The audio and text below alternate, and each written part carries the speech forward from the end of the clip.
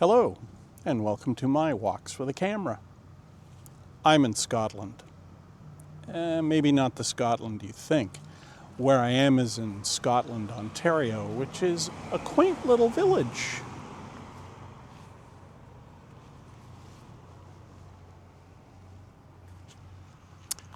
And it has an interesting history. You see, Scotland, Ontario, is a hotbed of sedition, rebellion, and armed insurrection. If this was 1837. And what we're here is looking at this historic plaque. It deals with Duncombe's uprising of 1837 that was led by a Dr. Charles Duncombe. He is a friend of William Lyon Mackenzie, who was one of the leaders of the 1837 rebellion in Upper Canada. A lot of people have heard about Mackenzie's part in the rebellion. Few heard about Charles Duncombe's. Mackenzie led a force of rebels down Yonge Street towards the legislature of Upper Canada, which was under the control of what was known as the Family Compact.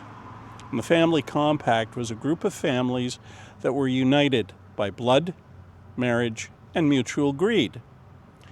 Mackenzie was a reformer, as was Dr. Charles Duncombe.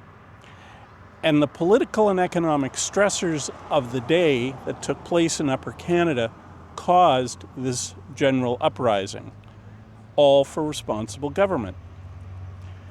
Mackenzie led a group of rebels down Yonge Street towards Toronto. They were met at the toll booth, which was at Yonge and Bloor Street, and they were defeated.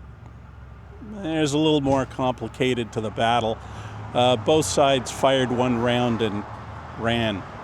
Dr. Charles Duncombe, in the meantime, was organizing a second rebel force in this area based at Scotland. Their job was to march on Brantford, Hamilton, and then head to York, modern-day Toronto, and join up with Mackenzie's force and overthrow the existing government. Mackenzie's force was defeated, and this force here, led by Duncombe, was defeated just east of here by loyal troops led by Colonel McNabb from Hamilton. Both Duncombe and Mackenzie went into exile in the United States, and they actually set up the Republic of Canada on Grand Island, New York. Eventually, Mackenzie and Duncombe were pardoned. Mackenzie returned to Canada, settled in what was now called Toronto, formerly York, and became the first mayor of Toronto. Charles Duncombe remained in the United States. This is really an interesting little plaque, and it's out of the way in the town of Scotland.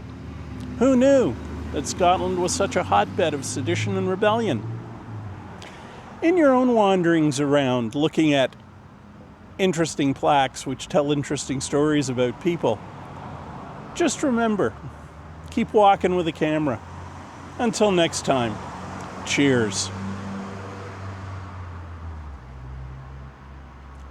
And vote for responsible government.